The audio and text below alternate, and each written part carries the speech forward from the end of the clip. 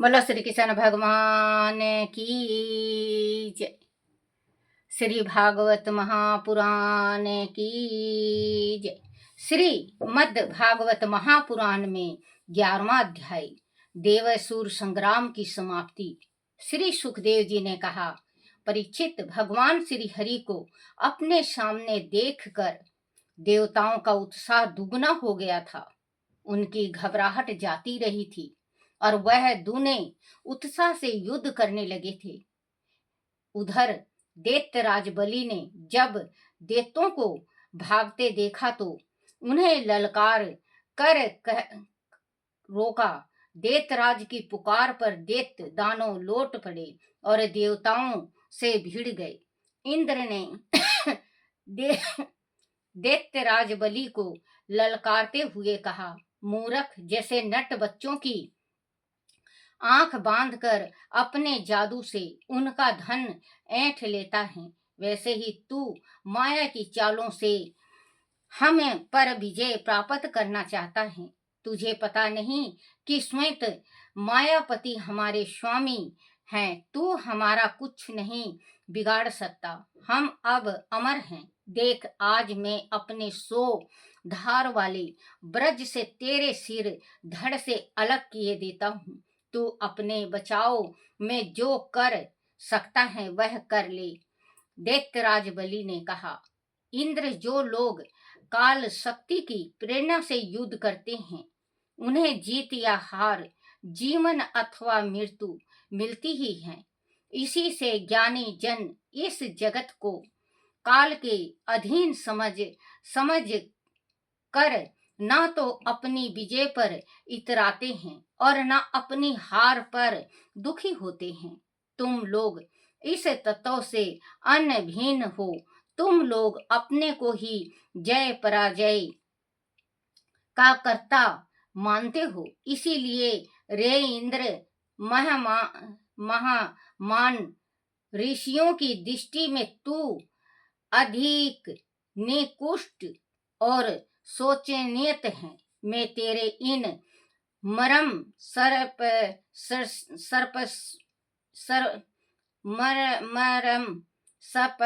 रसी वचनों को स्वीकार ही नहीं करता। फिर मुझे दुख क्यों हो? तुझे तो करना है, कर। हमें अपनी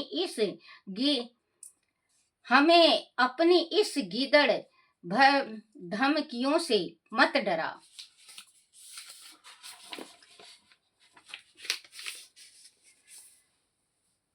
परीक्षित, दैत्यराज बलि के द्वारा इस प्रकार फटकारने पर इंद्र छेप गया। दैत्यराज बलि ने तब अपने धनुष की डोरी को कान तक खींचकर एक साथ बहुत से बाण छोड़े। दैत्यराज बलि का अपेक्ष सहन ना कर सकने के कारण इंद्र भी चिढ़ गया था। बच्चों, जैसे हम पूजा पाठ करते हैं और हम भक्ति करते हैं, हमें ये पता होता है कि भगवान हमारे कदम कदम पे साथ देगा। हमें ये विश्वास है और हम विश्वास के साथ चलना चाहिए। अगर आप हृदय से पूजन करते हो, परमात्मा का हृदय से भक्ति करते हो, तो आपको भगवान के ऊपर विश्वास रखना चाहिए। कोई होता है ना बच्चों, भगवान की भक्ति तो करते हैं लेकिन भगवान पे विश्वास नहीं रखते। देखो बच्चों, अगर आपके माँ बाप जीवित हैं और आप भगवान की भक्ति भी कर रहे हो, तो आपके जैसे दानी और पुण्य इस संसार में कोई नहीं है। क्योंकि अगर आप पे कोई मुसीबत पड़े, सुबेरे नहाओ धो, भगवान की भक्ति करो, फिर अपने माँ बाप के बीच में बैठ के अपना जो तकलीफ है उस तकलीफ को आप अपने माँ बाप से शेयर करो। क्योंकि माँ बाप को पता होता है कि क्या करने से क्या होता है। कुछ तो भगवान का साथ होगा आपको और कुछ आपके माँ बाप के। आपका कार्य चुटकी में बन जाएगा, चुटकी में बच्चों। अगर आप विश्वास ना करो तो आजमा के देख लो, आपका जो कार्य है वो चुटकी में बन जाएगा। अगर माँ है, पिता नहीं, तो माँ से सलाह लो और माँ नहीं है, पिता है तो पिता से सलाह लो, क्योंकि उन्होंने दुनिया देखी है, उनको हर एक चीज का नॉलेज है कि क्या करने से क्या होगा। आजकल के बच्चे हैं ना, बच्चे आजकल के होते हैं, शादी हो जाता है, अगर लड़की सही आ गई, अगर लड़का सही नहीं हुआ, लड़की सही आ गई, बहू सही आ गई, तो उनकी गृहस्थी सुरग से भी ज्यादा बन जाती है। और अगर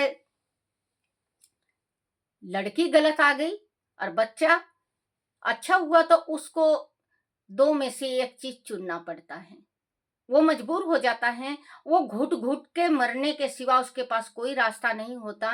तो बच्चियों, आपसे हाथ जोड़ के प्रार्थना है, जैसे आप अपने माँ बाप से प्रेम करते हो, आप एक दफे तो करके देखो। 2 दिन बोलेगी सास, 4 दिन बोलेगी, 6 दिन बोलेगी, खुद चुप हो जाएगी, कहेगी मेरी बहू सुशील है, क्योंकि उसके भी आत्मा में परमात्मा बसा हुआ है। तो जब बेटा नहीं मानता और बहू ठीक आ जाती है, तो वो घर सुरग है। आप पूछोगे दादी कैसे, जब बेटा मानता ही नहीं माँ बाप को, क्योंकि जो स्त्री है वो स्पष्ट कह देती है अपने पति से कि अगर आप माँ बाप का सेवा नहीं करोगे तो मैं आपके साथ नहीं रहूंगी, मैं अपने सास ससुर के साथ रहूंगी और मैं इस घर को छोड़ के नहीं जाऊंगी। देखो बच्चों, कोई कोई फौज में होता है, अपने बीवी बच्चों को साथ ले जाता है, और कोई कोई होता है अपने बीवी बच्चों को नहीं ले जाता, क्योंकि उसकी पत्नी जाती नहीं अपने माँ बाप की सेवा करने में, अपने सास ससुर की सेवा करने में वो मना कर देती है। तो वो पुण्य कमा रही है, उसके साथ आप भी पुण्य कमा रहे हैं। कहते हैं स्त्री को हमेशा दान पुण्य करना चाहिए, धर्म करना चाहिए। स्त्री अगर धर्म करती है, दान करती है, पूजा करती है, व्रत करती है, तो पुरुष को आधा देती है।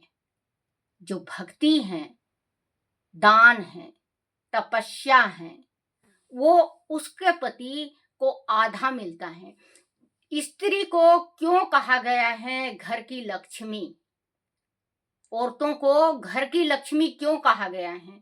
क्योंकि स्त्री, देखो, कुछ भी घर में कोई भी थोड़ा सा भी संकट हो जाएगा, जब भी कोई ना कोई व्रत, कोई ना कोई पूजा, कोई ना कोई पाठ जरूर वो उठा लेगी और संकल्प कर लेगी कि मैं 16 सोमवार का व्रत करूंगी, परमात्मा मुझे, मेरे पति को या मेरी सास ससुर को या मेरे देवर को या मेरे बच्चे को ये तकलीफ ना हो, इस तकलीफ से वो करो, मैं आपका 16 सोमवार करूंगी, कहती है ना। और 16 सोमवार का व्रत रखती है वो, 16 सोमवार का व्रत रखती है। तो 16 सोमवार के व्रत में बच्चों कहानी जरूर सुनना चाहिए। 16 सोमवार के व्रत में अगर आप कहानी नहीं सुनोगे तो वो आपका जो व्रत है वो व्रत आपको फल नहीं देता है। कोई कोई व्रत तो रखता है, दफ्तर वगैरह जाते हैं तो व्रत तो रख लेंगे, लेकिन कहानी नहीं सुनते।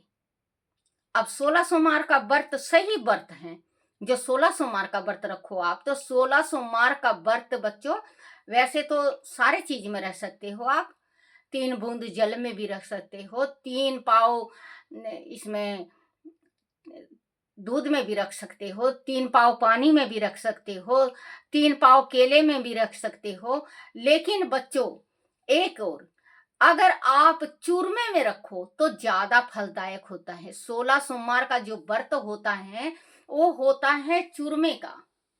आप चूरमा का अगर व्रत रखते हो तो सुबेरे नहीं, कोई कोई होता है ना व्रत कर रखती हैं, सुबेरे सुबेरे बना बुनो के भगवान को चढ़ा जाती हैं। भगवान को जिस टाइम 16 सोमवार का व्रत करो तो भगवान का चढ़ता है 5 सवा 5 बजे चूरमा। एक पिंडी जो 3 पिंडी बनती है, 3 पाव का 3 पिंडी बनती है, तो एक पिंडी चढ़ती है शिव भोले को, एक पिंडी दिया जाता है खागड़ को, नंदी को, एक पिंडी नंदी को, और एक जो पिंडी होता है वो अपने जितना खा सके उतना रख के और अपने परिवार में बांट दे। ये करो, इसके करने से आपको फल पूरा पूरा मिलेगा।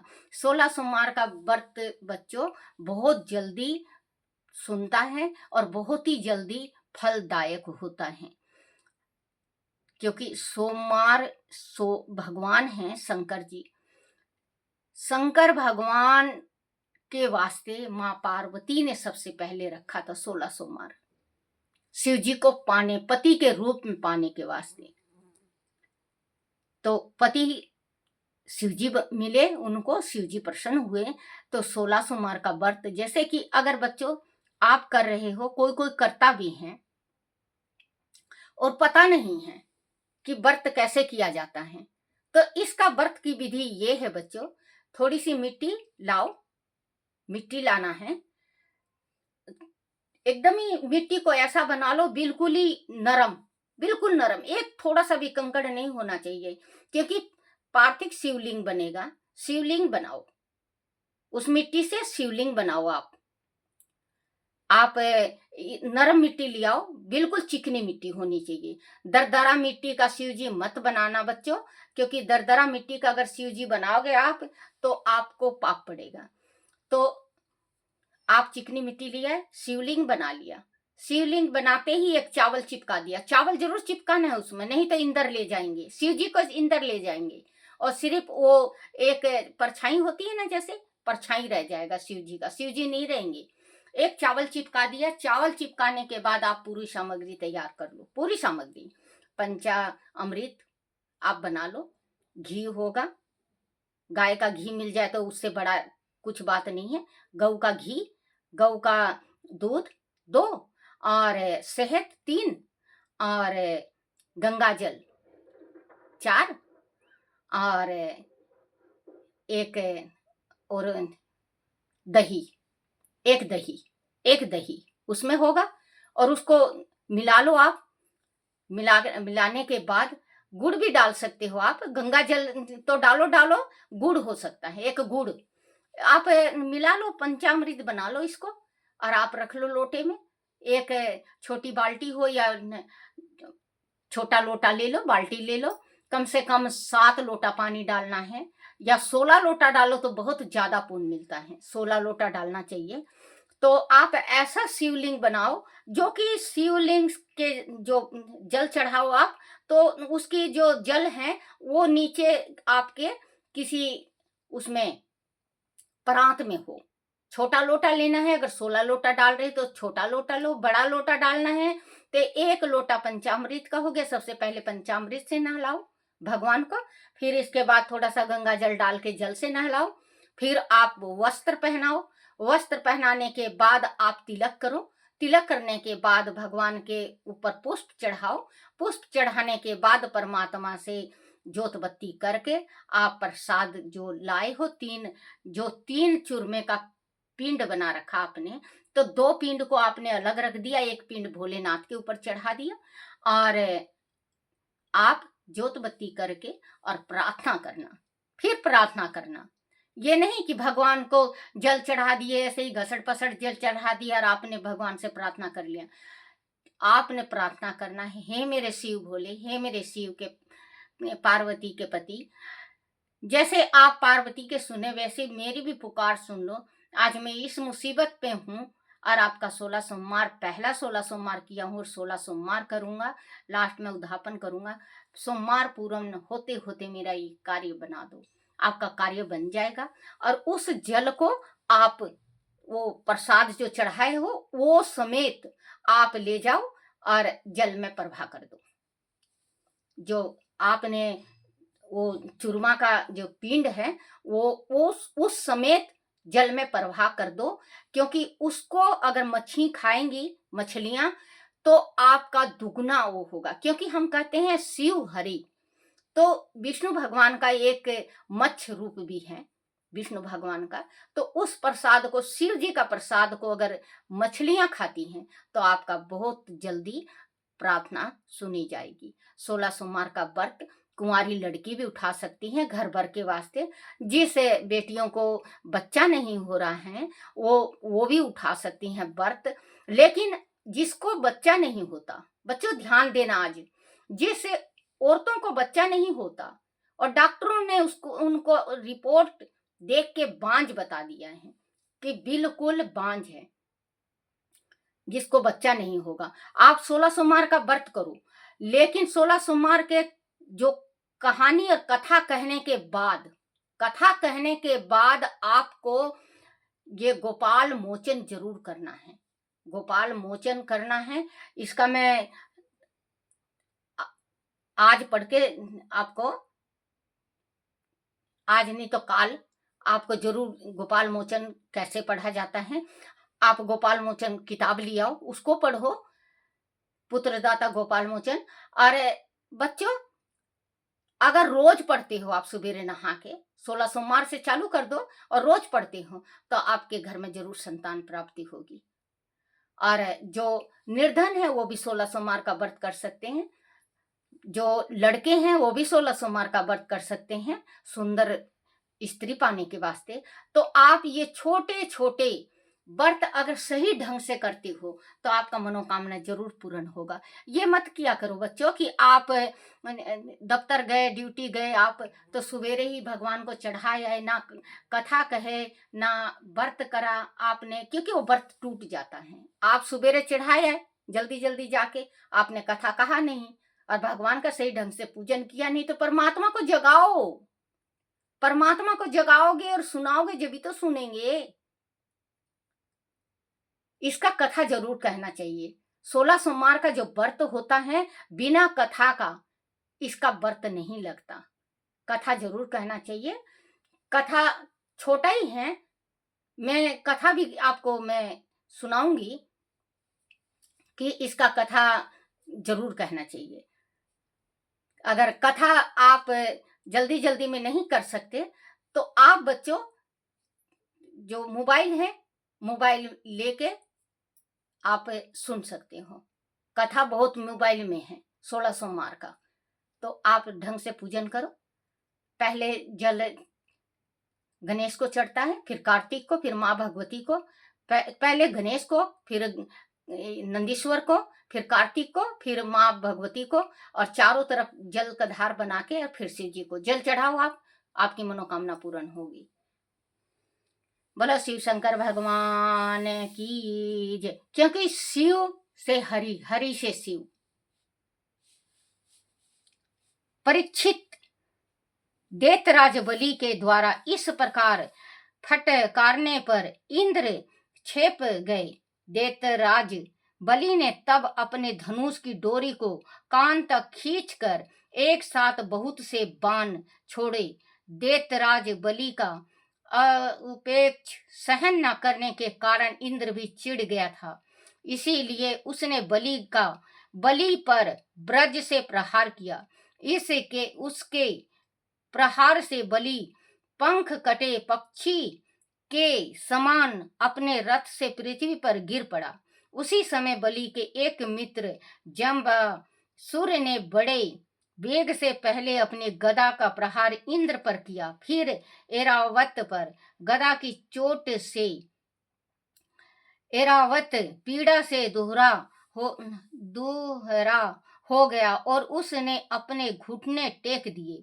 मूर्छित होकर एक ओर को लुढ़क गया। उसी समय इंद्र का सारथी मतली 1000 घोड़ों से जुता हुआ रथ वहां ले आया।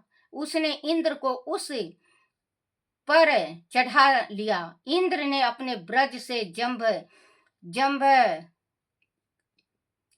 का सिर बड़ी तेजी से काट डाला, लेकिन दोनों ओर की सेना फिर भी युद्ध से विमुख नहीं हुई। इस युद्ध में राक्षसी सेना का जबरदस्त विनाश होने लगा। परीक्षित जब ब्रह्मा जी ने यह देखा तब उन्हें बड़ी चिंता हुई। उन्होंने देव ऋषि नारद को देवताओं के पास भेजा और युद्ध रोकने के लिए कहलवाया। देवताओं ने देव ऋषि नारद की बात मानकर युद्ध रोकने का मन बना लिया। देव ऋषि नारद ने असुरों को भी समझा बुझा कर शांत किया। असुर के गुरु शुक्राचार्य ने अपनी संजीवनी विद्या से असुरों को फिर से जीवित कर स्वस्थ कर लिया। देवगण स्वर्ग को चले गए और असुर गण पाताल लोक को अमृत के बंटवारे को लेकर असुरों में असंतोष था। बोलो श्री कृष्ण भगवान की जय हो। श्री कृष्ण गोविंद हरे मुरारी, हे नाथ नारायण वासुदेवाय, हे नाथ नारायण वासुदेवाय, हे नाथ नारायण वासुदेवाय। बोलो श्री कृष्ण भगवान की जय। बच्चों, जो ये शिवरात्रि आ रही है, शिवरात्रि को आप एक काम जरूर करना। ये छोटा सा उपाय बता रही हूँ। आप 108 अगर बेर, छोटे छोटे बेर लो और 108 बेर लेके माला बनाओ। आपको माला बनाना है। माला जिस टाइम बनाते जाओ और मंत्र जाप करते रहो। अगर लेडीज बनाती है तो शिवाय नमो, ओम, जैसे पुरुष बनाता है ओम नमो शिवाय, ओम नमः शिवाय, ओम नमः शिवाय। और अगर स्त्री बनाती है शिवाय नमो ओम, शिवाय नमो ओम, शिवाय नमो ओम। 108 माला बनाओ, जो आपकी इच्छा हो। मंत्र जाप करते रहो, हृदय में वो जो इच्छा है वो धारण रहे। और आप भगवान शिव जी को, जो ये सूर्य अस्त होता है, जिस टाइम सूर्य अस्त होता है उस टाइम आपको तीन, जैसे कि 3 नेत्र है भोलेनाथ का, तो 3 माला को 3 दफे लपेटो। शिव जी के लिंग के ऊपर 3 दफे लपेट के चढ़ा देना है। शिव जी को माला 3, इतना बड़ा बनाना कि 3 माला बन जाए उसका, और आप शिव जी के ऊपर चढ़ाओ। आपका जो इच्छा है, जो आपने मांग रखा है, वो सारी रात शिव जी के गले में रहेगा और भगवान शिव जी जरूर आपकी प्रार्थना सुनेगा। क्योंकि बेर से भगवान बहुत खुश होते हैं। शिवरात्रि में 3 चीज जरूर चढ़ाना चाहिए भगवान के ऊपर। एक बेर चढ़ाना चाहिए सबसे पहले। दूसरा, आम का मोर, आम का जो मोर होता है वो चढ़ाना चाहिए। और तीसरा, अगर आपको मिले तो गेहूं का बाल, गेहूं का बाल जरूर भोलेनाथ को अर्पण करना चाहिए। ये 3 चीज चढ़ाने से शिव भोले बहुत जल्दी कृपा बरसाते हैं। और आप करके देखना और आपका मनोकामना पूर्ण हो जाए। आपकी जो इच्छा है, आपने भगवान आपकी इसमें शिवरात्रि में आपने कहा है भगवान से, और आपकी इच्छा पूर्ण होने के बाद आप मेरे पास केमट जरूर करना कि दादी अम्मा, हमने ये मानता करी थी और मानता जरूर पूर्ण हुआ है। और बच्चों, अगर आप हो सके तो शेयर करो और लाइक करो और फॉलो करो। क्योंकि बच्चों, साल होने को है, अब साल हो जाएगा ये बनाते हुए श्री भागवत महापुराण। शिव जी का भी मैं बीच में छोड़ दी हूँ, क्योंकि दोनों एक साथ नहीं चल रहा था। तो किसी ने कहा कि एक अभी पढ़ ले, फिर उसको पढ़ना, फिर उसको भी चालू करूंगी शिव पुराण को। तो आप बच्चों, अब 1 साल होने को हो गया है, 1 महीना रह गया है। आप अगर चाहो तो लाइक, फॉलो, शेयर करके आप बढ़ा सकते हो। क्योंकि मेरा बच्चों इसमें 1800 फॉलो हैं, 1800 से कुछ ज्यादा होगा, 1800 से कुछ ज्यादा फॉलो हैं। और घंटा मेरा है 2100 घंटा हो गया है। और आपकी इच्छा है, आप चाहो तो एक दिन में भी बढ़ा सकते हो, आप चाहो तो ना भी, वो आपकी इच्छा है। बोलो श्री कृष्ण भगवान की जय। हे मेरे कन्हैया, हे मेरे गिरधारी, हे मेरे बंसी वाले, मेरे से कोई भूल चूक हो जाए, कोई गलती हो जाए, कोई टूटी रह जाए, मुझे क्षमा करना, क्षमा करना, क्षमा करना। बोलो अपने अपने माता पिता की जय, अपने अपने गुरुदेव महाराज की जय हो।